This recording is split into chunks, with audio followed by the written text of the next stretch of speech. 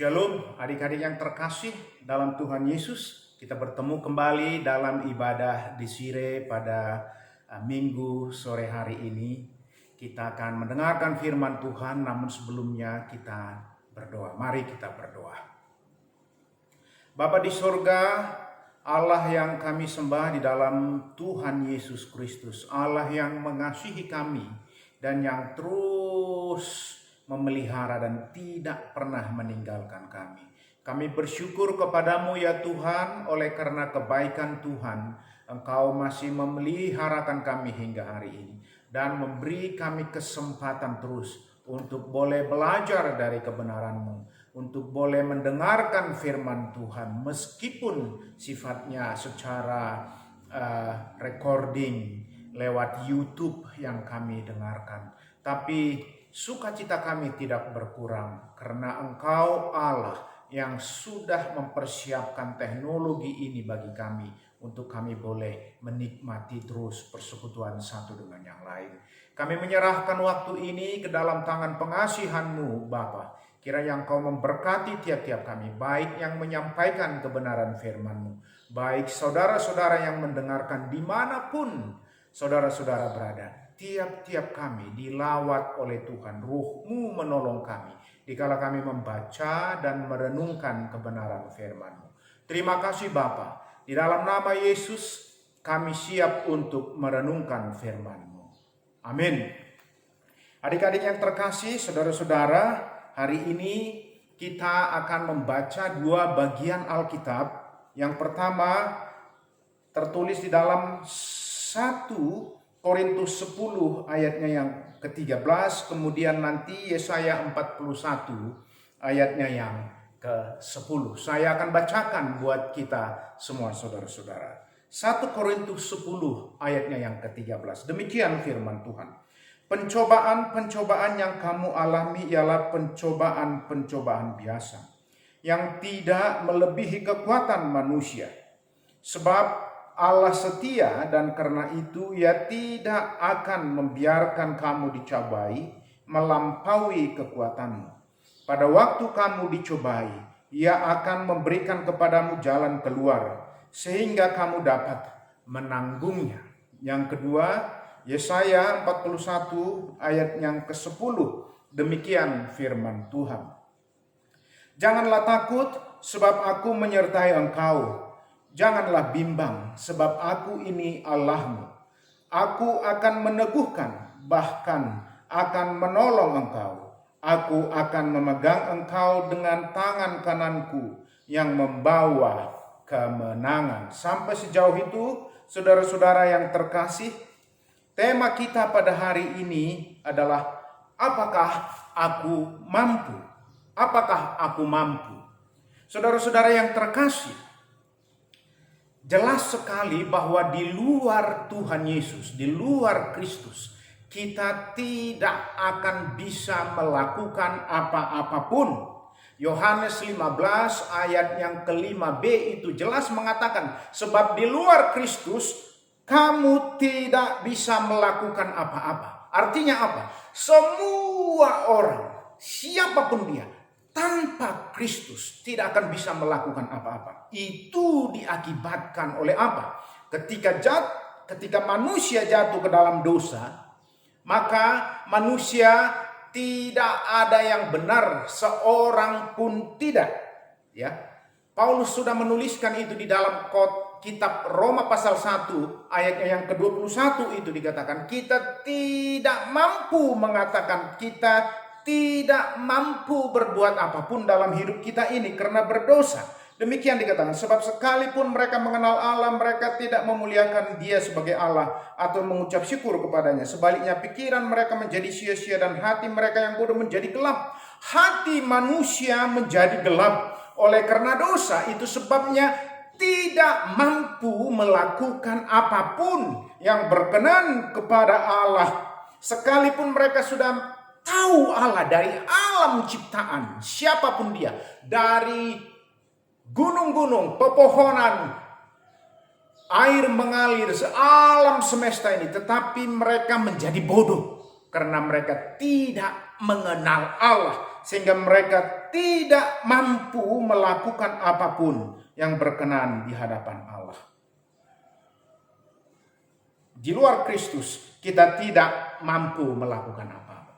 Kemudian di dalam Kristus, ini yang paling indah sekali. Di dalam Kristus kita dimampukan melakukan hal-hal yang berkenan kepada Allah. Di dalam Kristus, ketika kita menerima Yesus menjadi Tuhan dan Juru Selamat secara pribadi. 2 Korintus 5 ayat 17. Jadi siapa yang ada di dalam Kristus, ia adalah ciptaan yang baru. Menjadi sesuatu yang baru, yang dulu mati oleh dosa, sekarang hidup di dalam Kristus. Jadi siapa yang ada di dalam Kristus, ia adalah ciptaan yang baru. Yang lama sudah berlalu, sesungguhnya yang baru sudah datang. Ada pikiran yang dirobahkan. Ada keinginan yang disempurnakan di dalam Tuhan. Ada kemauan yang dikuduskan di dalam Kristus. Sehingga kita dimampukan untuk melakukan segala sesuatu yang berkenan kepada Allah. Itu sebabnya di dalam Efesus 1 ayat yang ke-14 dikatakan bahwa Allah, Efesus 1:13, memeteraikan dirinya dalam kita, yaitu Roh Kudus ketika kita percaya. Dan ayat yang ke-14 dituliskan bahwa Roh Kudus itu adalah jaminan bagian kita untuk kita memperoleh segala sesuatu. Roh Kudus, pribadi Allah ketiga itu ditaruhkan dalam diri kita sehingga kita mengerti, mampu memahami apa yang dikehendaki oleh Allah dalam hidup kita. Dan Roh Kudus ini menjadi penghibur, penolong, penguat bagi kita. Kita tidak dibiarkan sendiri. Itu sebabnya kita dimampukan. Di dalam kitab Roma pasal yang ke-8 itu jelas. Kita tidak tahu bagaimana seharusnya berdoa. Tetapi Roh itu berkata-kata. Menolong kita dengan keluhan-keluhan yang tidak terucapkan untuk menyatakan doa kita kepada Dia Allah. Di dalam Kristus kita dimampukan melakukan segala sesuatu yang menyenangkan hati Allah. Apakah itu dosa, apakah itu pergumulan, apapun itu, sehingga kita dimampukan untuk melakukan. Apakah aku mampu? Pasti akhirnya kita akan dimampukan. Itu sebabnya ketika kita sudah di dalam Kristus, kita dimampukan untuk menghadapi pencobaan-pencobaan, kesulitan-kesulitan. Apakah itu yang datang dari iblis, dari diri kita sendiri, dari sesama kita, atau dari lingkungan kita. Kita dimampukan untuk boleh mengatasinya. Ya, pencobaan-pencobaan. Allah tidak pernah mencobai kita. Allah menguji kita untuk memurnikan iman kita. Tetapi pencobaan-pencobaan itu datangnya dari diri kita, dari sesama kita, dari iblis, dan dari lingkungan kita. Yakobus menuliskan itu dengan sangat jelas di dalam Yakobus 1 ayat 13 hingga ke-15 itu. Dikatakan Allah tidak pernah mencobai dan Dia tidak pernah dicobai. Kamu dicobai oleh karena keinginanmu. Seketika engkau membuahi keinginan itu, itulah sebabnya kemudian itu menjadi dosa. Tetapi Allah tidak pernah. Allah hanya menguji kita supaya memurnikan iman kita. Topik yang kedua, saudara-saudara, pertanyaan, apakah aku mampu? Yang menjadi tema kita hari ini, jawabannya ya, saya mampu. Kenapa? Yang pertama, dari kitab 1 Korintus 10 ayat 13 itu. Setelah Kristus ada di dalam kita, kita akhirnya dimampukan untuk menghadapi segala sesuatu. Menurut kitab 1 Korintus 10 ayat 13 ini, kenapa kita mampu? Yang pertama, karena sifat pencobaan itu adalah biasa dikatakan, pencobaan-pencobaan yang kamu alami ialah pencobaan-pencobaan biasa. Pencobaan-pencobaan biasa artinya apa? Saudara-saudara yang terkasih. Segala hal yang dilakukan itu dari sejak dulu sejak Adam dan Hawa jatuh di dalam dosa hingga hari ini, bahkan sebelum jatuh di dalam dosa, mereka juga dicobai.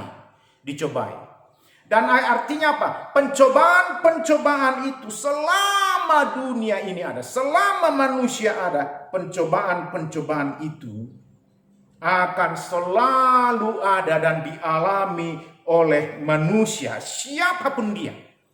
Baik yang percaya kepada Kristus, ataupun yang tidak percaya kepada Kristus. Selalu ada pencobaan-pencobaan itu. Namun sifatnya adalah biasa. Kenapa disebut biasa? Karena itu merupakan hal-hal yang sifatnya manusiawi. Artinya kita manusia ini pasti bisa mengatasinya. Kenapa?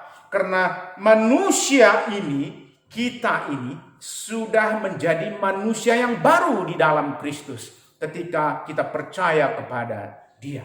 Itu sebabnya ada Roh Kudus. Sehingga ketika kita masuk dalam pencobaan-pencobaan, Allah mengatakan itu menjadi pencobaan-pencobaan biasa karena semua orang mengalaminya dan orang tidak mampu mengatasinya. Engkau mampu mengatasi karena engkau berbeda, ada Roh Allah dalam dirimu ketika engkau menghadapi pencobaan-pencobaan itu.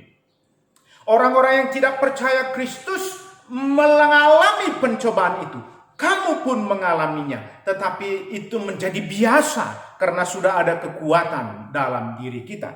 Pencobaan-pencobaan itu sudah menjadi biasa, kata firman Tuhan di dalam kitab 1 Korintus. Matius 6, 31, 32 itu dituliskan sangat jelas, saudara-saudara yang terkasih.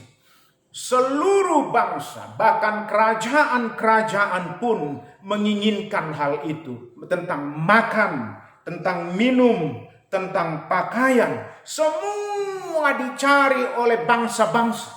Bahkan oleh karena mau makan, ada orang harus mencuri. Ada orang yang harus membunuh. Oleh karena mau minum, ada orang harus merampok. Oleh karena mau tampil gaya, ada orang yang harus membobol mal, mencuri pakaian dan lain-lain. Banyak dilakukan orang. Tetapi kita yang sudah di dalam Kristus, ketika keinginan-keinginan itu datang dalam hidup kita tentang makan, minum, dan pakaian, kita dimampukan untuk menguasai diri. Sehingga itu menjadi sesuatu yang biasa-biasa saja. Itu sebabnya Matius menuliskan di dalam Matius 6 ayat 33 itu, cari dahulu kerajaan Allah dan kebenarannya, maka semuanya itu akan ditambahkan kepadamu. Pemikiran kita yang dibaharui oleh Allah memampukan kita melihat tiga hal ini, makan, minum, pakaian, sesuatu yang biasa. Sehingga itu tidak mempengaruhi iman kita kepada Allah, kesetiaan kita kepada Allah. Dan itu tidak akan mendorong kita melakukan hal-hal yang jahat. Oleh karena ada Rohnya. Yang kedua dikatakan di dalam 1 Yohanes 2 ayat 15, 16 dan 17 itu dikatakan. Keinginan dunia ini apa? Keinginan daging, keinginan mata, dan keangkuhan hidup. Dunia ini sedang lenyap dengan itu. Keinginan daging, ya, pengennya senang saja, tidur saja karena capek lelah. Tetapi sebelum kita percaya Kristus, mungkin kita pengennya tidur saja tiap pagi. Tapi ketika kita percaya Kristus, kita dikuatkan. Meskipun daging saya lemah, saya harus bangun dan melakukan saat teduh. Sehingga kita dimampukan. Keinginan matanya pengen yang cantik-cantik, pengen yang indah-indah. Tetapi di dalam Kristus, mata ini akhirnya dikontrol. Ada Roh Tuhan yang akhirnya memampukan kita mengontrol. Supaya keinginannya itu tidak lagi berlaku dosa. Tetapi keinginan yang dilihat adalah bagaimana Kristus melihat saya. Saya akan melihat orang lain dan dunia ini sama seperti Kristus. Supaya akhirnya saya dimampukan melihat dengan baik. Bahwa kebutuhan terutama bukanlah keinginan yang merusak diri oleh karena mata yang tidak dikuduskan. Tapi keinginan mata yang dikuduskan. Sehingga yang datang adalah apa? Menceritakan Kristus kepada orang. Keangkuhan hidup bukan lagi tentang Apa yang saya pakai, apa yang saya gunakan, handphone merek apa, baju merek apa, sepatu, kacamata, atau bagaimana setelan saya, bukan itu lagi yang menjadi utama. Meskipun itu sangat diperlukan, tetapi bukan itu yang terutama. Karena kita sudah dimampukan mengatasi pencobaan-pencobaan. Tapi kalau ada saudara-saudara yang masih merengek-rengek minta HP, cobalah akhirnya merenungkan dalam hidupmu. Apakah ini yang terutama? Atau mencari setelan yang bagus, makeup yang menor seperti itu. Apakah itu yang menjadi terutama? Keangkuhan hidup. Kekayaan. Bukan berarti kaya salah, tidak. Bisa kaya, tetapi hidup kita tidak tergantung di dalam kekayaan itu. Sehingga ada orang yang oleh karena mengejar kekayaan, oleh karena mengejar uang, banyak orang yang meninggalkan persekutuan dengan Allah. Orang yang di dalam Kristus dimampukan membedakan itu. Dunia sedang lenyap dengan itu. Tapi saudara dan saya tidak lenyap dengan itu. Itu sebabnya Paulus mengatakan ini pencobaan-pencobaan biasa. Tidak melebihi kekuatan kita. Pencobaan-pencobaan biasa. Di dalam kitab Matius pasal yang ke-7, ayat yang ke-24 hingga ayat 27. Saudara-saudara bisa baca tentang dua dasar itu. Ada orang yang mendengarkan firman Tuhan, seumpama seorang yang membangun rumahnya di atas batu, di mana rumah itu ditaruh di atas batu, sehingga ketika datang angin, ketika ada banjir, ketika ada topan, ketika ada hujan, rumah itu tidak roboh. Tapi ada orang yang mendengar firman, orang bodoh, seumpama seorang yang membangun rumah di atas pasir. Ketika datang hujan, ketika ada banjir, ketika ada angin, menjadi roboh. Artinya apa? Hujan, banjir, dan badai atau topan atau tsunami sekalipun itu datang kepada setiap orang, baik yang percaya maupun yang tidak percaya. Tetapi orang-orang percaya dimampukan memahami dengan baik, sekalipun ada di dalam badai itu. Dan memang ada di dalam badai itu bersama-sama. Tapi orang-orang percaya dimampukan mensyukuri rahmat Allah. Tidak mengutuk Allah dalam posisi itu, tapi memuliakan Tuhan dalam segala hal. Baik itu hujan, banjir, dan badai. Dalam hidup kita ada banyak terjadi hal seperti itu. Mungkin kita kehilangan orang yang kita kasih. Orang tua kah? Bapak kita kah? Mama kita kah? Saudara kita, adik kita kah? Atau rumah kita dibobol oleh maling seperti badai saja, hancur hilang semuanya. Tetapi mungkin kita kehilangan sepeda motor kita, atau kehilangan harga diri kita, tapi di dalam Kristus kita dimampukan melihat itu dengan baik. Atau adik-adik, dalam ujian kita, orang-orang lain suka menyontek, tapi kita tidak. Itu seperti datangnya badai. Kita tetap belajar dan tenang menjalaninya. Pencobaan-pencobaan biasa. Semua orang mengalaminya. Saya pun mengalami, tapi kita berbeda. Dibedakan, kita dimampukan mengatasi itu. Karena itu biasa, menjadi biasa. Karena ada roh dalam hidup kita yang memampukan kita keluar, menang, dan mengucap syukur dari situ. Yang kedua, apakah aku mampu? Jawabannya ya, yang kedua. Kenapa? Karena pencobaan itu tidak melebihi kekuatan manusia. Tidak melebihi kekuatan. Pencobaan-pencobaan itu tidak melebihi kekuatan kita. Sesungguhnya, ketika kita percaya kepada Kristus, kita dimampukan untuk boleh melihat dengan baik. Ketika saya disadarkan oleh terang firman Tuhan, saya mampu melihat bahwa itu tidak melebihi kekuatan saya. Kalaupun itu pencobaan-pencobaan datang, itu tidak akan membuat saya menjadi jatuh atau bahkan mungkin mati sekalipun. Coba kita lihat peristiwa Ayub. Saudara-saudara yang terkasih, orang yang kaya itu, tapi kemudian dia hilang anak, hilang kekayaan, bahkan istrinya sendiri mencela dia. Apakah engkau masih mau percaya kepada Allah? Tetapi Ayub tahu, apakah kita hanya mau menerima yang baik saja dari Allah? Ketika ada sesuatu yang seperti ini, apakah kita tidak dimampukan mengucap syukur? Ayub berkata itu dengan baik. Karena dia tahu kekuatannya bukanlah dari dia, tapi dari Allah. Sehingga pencobaan-pencobaan itu tidak akan melebihi kekuatan manusia. Karena Allah sedia di sana. Sedia di sana.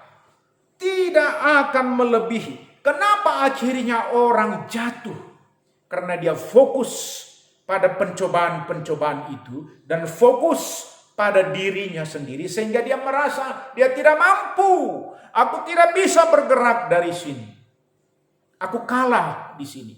Bukankah ketika kita sebelum menerima Kristus, kita digelapkan oleh si iblis dengan segala cara agar kita tidak pernah menang dari perbuatan-perbuatan dosa itu? Bukankah ada banyak keinginan-keinginan daging kita, keinginan mata dan keangkuhan hidup, tentang makan, minum, dan pakai? Kita sering gagal dan kita sering kalah di situ. Tetapi ketika kita menerima Kristus, pencobaan-pencobaan itu akhirnya kita sadari tidak pernah melebihi kekuatan manusia. Tidak pernah melebihi kekuatan manusia. Tidak akan pernah. Kenapa? Karena kekuatan kita dari Tuhan Yesus. Ya, Filipi 4 ayat yang ke-13 itu. Saya baca untuk kita. Filipi 4 ayat yang ke-13 dikatakan demikian. Sebab segala perkara dapat kutanggung di dalam Dia yang memberi kekuatan kepadaku. Kekuatan kita dari Allah. Dia memberi kekuatan itu. Itu sebabnya kita dimampukan mengatasi segala sesuatu. Saudara-saudara yang terkasih, kita dimampukan mengatasi banyak hal dalam hidup kita. Ya. 1 Yohanes 4 ayat 4b itu mengatakan roh yang ada pada kita lebih besar daripada roh yang ada di dalam dunia ini, apapun itu. Sehingga kita dimampukan mengalahkan, melewati, menanggung segala godaan dan cobaan itu. Karena roh yang ada pada kita lebih besar daripada roh yang ada di dunia ini. Yang kedua, hal-hal yang dituliskan dalam ayat 6 hingga 11 dari 1 Korintus 10 ini, baik itu keinginan jahat, penyembahan berhala, perbuatan cabul, seks bebas, keinginan biologis yang terus mencobai kita. Keinginan untuk mencobai Tuhan dan bersungut-sungut. Itu semuanya datangnya dari si jahat, dari diri kita, dari lingkungan kita. Tapi oleh karena Allah yang ada dalam hidup kita, kita dimampukan untuk mengatasi itu. Sehingga di dalam ayat yang ke-13 ini dikatakan oleh Paulus, pencobaan yang tidak melebihi kekuatan manusia. Baik itu keinginan-keinginan seks bebas, baik itu keinginan biologis, baik itu penyembahan berhala, perkataan-perkataan cabul, keinginan-keinginan jahat, bahkan bersungut-sungut. Kita dimampukan Allah untuk mengatasinya. Karena kekuatan kita tidak akan pernah kalah dari itu. Karena Allah itu yang menjadi kekuatan kita menghadapinya. Itu yang menyebabkan kita, sehingga Paulus mengatakan itu adalah pencobaan yang tidak melebihi kekuatan manusia. Yang ketiga, apakah kita mampu? Ya. Kenapa? Karena Allah setia. Dikatakan Allah, sebab Allah setia dan karena itu Yang pertama, Ia tidak akan membiarkan kita sendiri. Dia tidak akan membiarkan kita sendiri. Penyertaannya sempurna bagi kita. Kemudian dia akan menyertai kita. Ya.